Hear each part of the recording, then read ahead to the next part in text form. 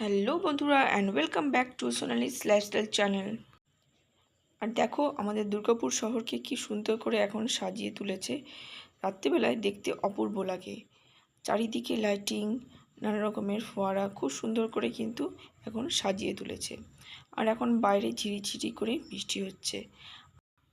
কয়েকদিন পর আজকে আমি তোমাদের সঙ্গে একটি ভিডিও শেয়ার করছি। এই ভিডিওটি যখন আমাদের রথ হয়েছিল তখনকার তোলা। দেখো আমরা সবাই মিলে গিয়েছিলাম রথের মেলাতে। দেখো রথের মেলাতে আমরা সবাই ঢুকে পড়েছি। আর ঢুকতেই দেখছি শ্রীহরির এখানে একটি দোকান দিয়েছে। প্রথমে কোনো দোকানে আমরা যাইনি, প্রথমে সোজা চলে গেছি জগন্নাথ ঠাকুরের দর্শন করতে ও রথ টানতে। এই দেখো রথের কাছে চলে এলাম। আর এখানে আমরা সবাই মিলে একে একে রথ টেনে নিলাম। রথ টানার পরে আমরা সোজা চলে গেলাম ঠাকুরের দর্শন করতে। দেখো কি সুন্দর লাগছে না? সত্যি অপূর্ব লাগছে। ফুল দিয়ে চারিদিকটা খুব সুন্দর করে সাজানো হয়েছে। আর পাশে এখানে চলছে ঠাকুরের নাম কীর্তন। এখানে অনেক মানুষই এসেছিলেন আর সবাই এখানে মন ভরে ঠাকুরের কীর্তন শুনছিলেন। আমরাও এখানে কিছুক্ষণ সবাই মিলে দাঁড়িয়ে একটু ঠাকুরের নাম কীর্তন শুনে নিলাম। চলো তোমরাও একটু শুনে নাও।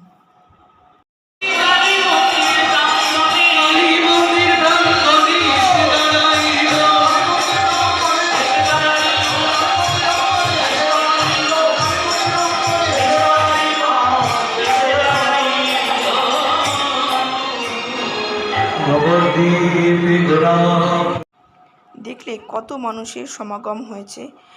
এরপর আমরা বেরিয়ে পড়লাম মেলাতে ঘুরতে। প্রথমেই আমরা চলে এলাম এখানে পাঁশকুড়ার চপের দোকানে। গরম গরম চপ ছেঁকছে, এটা তো মিস করা যাবে না, তাই প্রথমেই কিনে নিলাম চপ। এরপর চলে এলাম একটি দোকানে, এখানে মেয়ে তার পছন্দের মতন জিনিস কিনে নিচ্ছে। এইবারে প্রচুর দোকানও এসছে প্রত্যেকবারের মতন। আমাদের দিল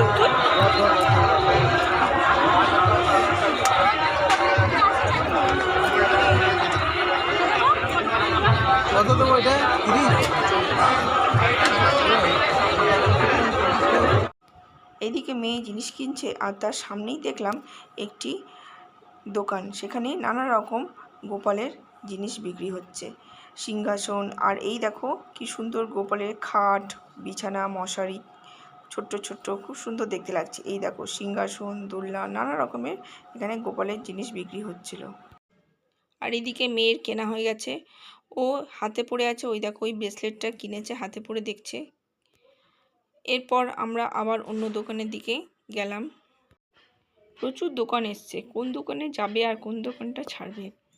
এরপর মা এখানে কতগুলো কাপ কিনে নিচ্ছে পছন্দ করে। দেখো কত রকমের কাপ এখানে নামানো আছে, প্রচুর কাপ, আর খুব সুন্দর সুন্দর কাপও ছিল। এখানে একটু চয়েস করে নিয়ে নিতে হবে দেখে দেখে, যাতে ফাটাফুটি নেই কিনা, তাই একটু ভালো করে দেখে দেখে আমরা দুজনে বেছে নিলাম। কাপ কেনা হয়ে যাওয়ার পর আমরা আর মেলায় বেশিক্ষণ থাকিনি, কারণ সেদিন প্রচুর মেঘ করে এসেছিলো, তাই আমরা বাড়ি চলে গিয়েছিলাম। কিন্তু মেয়ের তো খুব ইচ্ছে ছিল পুরো মেলাটা ঘোরার, তাই জন্যে আমরা আরেক দিন মেলা গিয়েছিলাম। এই দেখো এটা হচ্ছে সেকেন্ড আরেক দিন গিয়েছিলাম।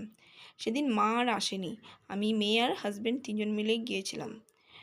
মেয়ে যেহেতু জেদ করেছিল যে পুরো মেলা ঘুরিনি, দোলনার দিক যাইনি, আর এইখানে আমি কয়েকটা জিনিসও কিনে নিলাম, তাই মেয়ের ইচ্ছে পূরণ করার জন্য আমরা আরেক দিন গেলাম। সেদিন কিন্তু পুরো মেলাটাই ঘুরে ঘুরে দেখেছিলাম। আর তারপরে লাস্টে আমরা এলাম দোলনার দিকে।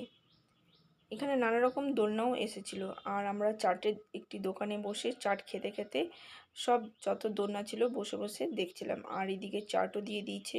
এই দেখো আমার মেয়ে ঝাল লাগছে তাও কিন্তু চাট ছাড়েনি, কারণ খুব সুন্দর বানিয়েছিল চাটটা, খুব টেস্টি বানিয়েছিল। এদিকে আমরা চাট খাচ্ছি আর এদিকে দোলনাগুলো সব বসে বসে দেখছিলাম। এই দেখো সবথেকে বড় দোলনাটা। এরপর আমরা বাড়ি ফিরে এলাম, কারণ অনেক রাত হয়ে গেছে। তো বন্ধুরা, তোমাদের যদি আমার এই ভিডিওটি ভালো লেগে থাকে চ্যানেলটি অবশ্যই করে সাপোর্ট করো আর আমার পাশে থেকো। আর যাবার আগে এই দেখো গরম গরম বাদাম ছেঁকছে এখানে। বাদাম ভাজা তো মিস করা যাবে না, তাই বাদাম ভাজাও কিনে নিলাম। আর পাশে দেখো এখানে জিলিপিও ছেঁকছিল। এই দেখো তো তোমাদের সঙ্গে দেখা হবে পরবর্তী একটি ভিডিওতে। ততক্ষণের জন্য টাটা, বাই বাই।